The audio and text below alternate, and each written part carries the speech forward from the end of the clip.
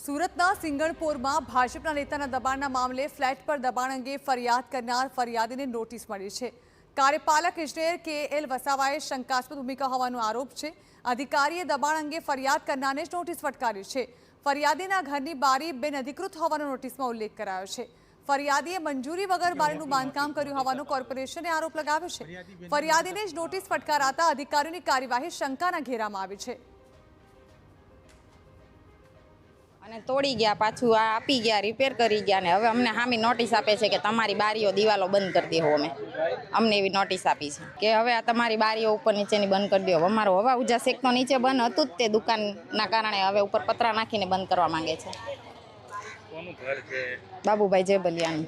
આ ભાડું જ છે કૃષ્ણાબેન।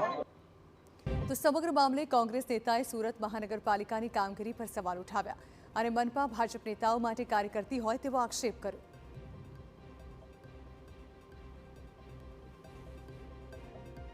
અત્યારની મહાનગરપાલિકાનું વહીવટ એ ભાજપ હિતાય ભાજપ સુખાય નીતિએ ચાલી રહ્યો છે।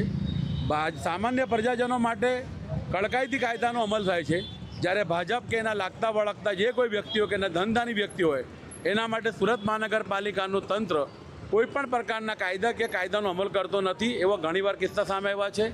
મહત્વનું છે કે ફરિયાદીને નોટિસ ફટકારનાર અધિકારી KL વસાવાનો નાસીરનગર ડિમોલિશનની તપાસ કમિટીમાં સમાવેશ થાય છે, ત્યારે ફરિયાદીને બારીનું બાંધકામ દૂર કરવા અંગે લેખિત પુરાવા માંગતી નોટિસ ફટકારાય છે। મહત્વનું છે કે અગાઉ તંત્રના કર્મચારીઓ પતરાનું ગેરકાયદે બાંધકામ હટાવી ગયા હતા અને ગણતરીના કલાકોમાં જ પાછું મૂકી ગયા હતા। આ બાંધકામ ભાજપના રાષ્ટ્રીય કિસાન મોરચાના મહામંત્રી બાબુ જેબલિયાનું હોવાનું સામે આવ્યું છે, ત્યારે સ્થાનિકોનો આક્ષેપ છે કે બાબુ જેબલિયા તેમને ધમકી આપે છે। જો કે ફરિયાદીને જ નોટિસ ફટકારતા તંત્ર સામે પણ લોકોએ સવાલ ઉઠાવ્યા છે। હવે નીચે તો અમારે પેક જ છે, પાછું ઉપર બી પેક કરવા માંગે છે।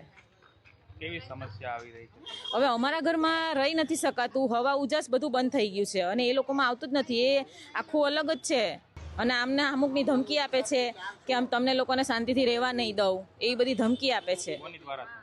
હવે કોઈક એક ભાડું તો એમ કહે છે કે હું ભાડું જ છું અને એ મકાન કોઈક બાબુ જેબલિયા કરીને છે, એમનું છે, અમને ભાજપની ધમકી આપે છે।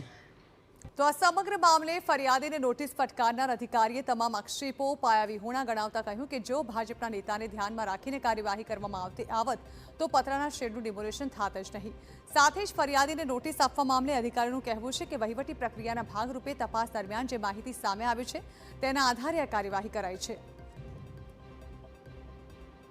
તમે જે કહી રહ્યા છો એ બાબત પાયાવિહોણી છે હાલમાં તો, કારણ કે એ જો એવી બધી બાબત હોત તો એ કદાચ ડેમોલિશન જ ના થયું હોત।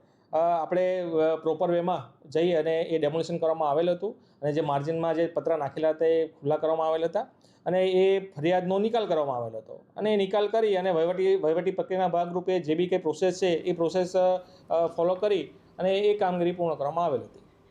તો સુરતના ફ્લેટના ઇસ્યુ બાબતે બબાલ થતા ભાજપના રાષ્ટ્રીય કિસાન મોરચાના મહામંત્રી બાબુ જેબલિયાએ નિવેદન આપ્યું અને કહ્યું કે ઇસ્યુ સાથે મારે કોઈ સંબંધ નથી। સાથે જ સમગ્ર ઘટનાને રાજકીય રંગ આપવાનો પ્રયાસ થઈ રહ્યો છે। ફ્લેટ મારો છે અને સંપૂર્ણપણે કાયદેસર છે। અમારો ફ્લેટ હાલ ભાડે આપેલો છે। હું ક્યારેય કોઈ વસ્તુ માટે દબાણ કરતો નથી અને તેને પ્રોત્સાહન પણ નથી આપતો। તોડેલું છે બધું? ફ્લેટ મારો છે, સંપૂર્ણ કાયદેસર છે। બિલ્ડરોએ જે અમને સોંપવામાં આવ્યું છે એ બધી જ પ્રોપર્ટી, એક નાનો એવો 1 BHKનો ફ્લેટ અમારી પાસે છે અને મેં ભાડે આપ્યો છે। હું ત્યાં રહેતો નથી અને જે કંઈ દબાણનો પ્રશ્ન છે હું દબાણ ક્યારેય કરતો નથી અને દબાણ કોઈ કરતા હોય એને હું પ્રોત્સાહન આપતો નથી।